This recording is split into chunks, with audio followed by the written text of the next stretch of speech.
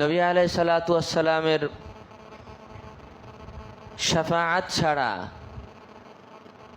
পীর, মাশায়েখ, গাউস, কুতুব, আবদাল যাই বলেন, জান্নাতে যাওয়ার কোনো সুযোগ নেই। আমি প্রত্যেক আলোচনাতেই, জুমার আলোচনায় দরুদ ইব্রাহিমের পরে যে আরেকটি দরুদ শরীফ পড়ি, সবসময় এটাই পড়ি, বেশিরভাগ সময় এটাই পড়ি। তার কারণ হলো এই দরুদের ফজিলত এতই বেশি।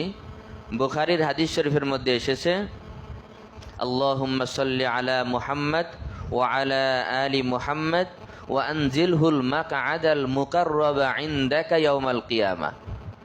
পড়তে পড়তে তো মুখস্থ হয়ে গেছে মনে হয়।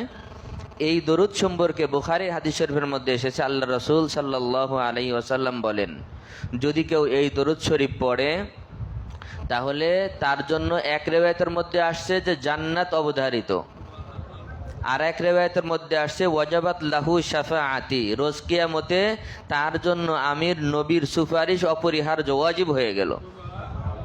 এত বড় বুখারীর হাদিস। আল্লাহ তাআলা আমাদেরকে বেশি বেশি নেক আমলের তৌফিক দান করেন। আগামী দিনের জন্য